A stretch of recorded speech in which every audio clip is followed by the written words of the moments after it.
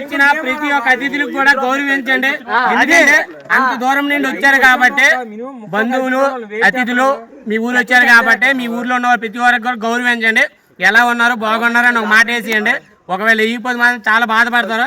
ఇప్పుడు నన్ను 100 మంది అడిగారు, అది అడగకపోయినా బాగున్నారా ఎలాగొన్నారా నేను మాట వేస్తాను. అది వేయడం మన ధర్మం అనమాట. ఎందుకంటే బయట నుండి మన ఊరు వచ్చారు కాబట్టి అందరినీ గౌరవించండి.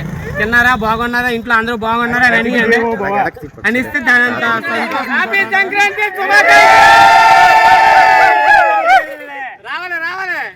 రావాలి. ఇగో మీ ఊరు ఎవరైనా అతిథులు వస్తే గౌరవించండి. వచ్చారని అడిగేయండి.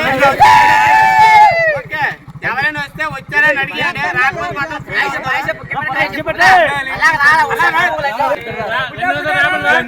రెండు నిమిషాలు రావాలి. అప్పుడు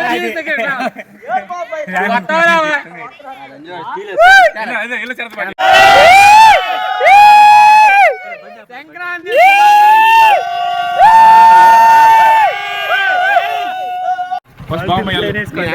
హాయ్ బ్రో, సంక్రాంతి గురించి 2 మాటలు చెప్పండి. సంక్రాంతి అనేది చాలా అద్భుతమైన పండుగ. మన వీడియోలో అందరినీ తిట్టాను, అందరూ నన్ను తిడతాము. ఫస్ట్ క్షమించండి. ఎవరైతే రారో వాళ్ళకి వీడియో తగులుతుంది. అయితే గ్రామంకి వచ్చిన ప్రతి వారికి కూడా గౌరవించండి.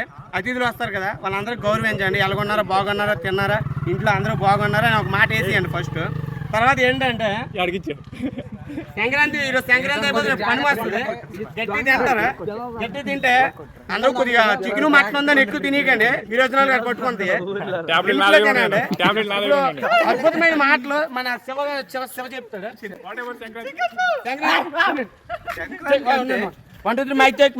ఓకే, ఇలా ఉంటుంది సంక్రాంతి అంటే. ఇలా ఉంటుంది అందరితో, ఇలా ఉంటుంది అనమాట. సంతోషంగా ఉంటుంది. నేను హైదరాబాద్ నుండి వచ్చాడు, నేను ముంబై నుండి వచ్చాడు, నేను ఆస్ట్రేలియా నుండి వచ్చాడు, నేను లండన్ నుండి వచ్చాడు, నేను అమెరికా నుండి వచ్చాడు, నేను ఆస్ట్రేలియా లండన్ యూరోప్ అలాంటి జపాన్ నుండి వచ్చాడు, ఇది శ్రీలంక నుండి వచ్చాడు, ఇది యుగాండా నుండి వచ్చాడు,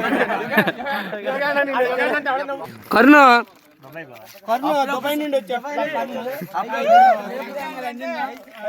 హ్యాపీ సంక్రాంతి. మామ హ్యాపీ సంక్రాంతి. హ్యాపీ సంక్రాంతి. చెప్పకపోతే చెప్పలేదు అంటారా? హైదరాబాద్ బాబా హ్యాపీ సంక్రాంతి చెప్పాలి.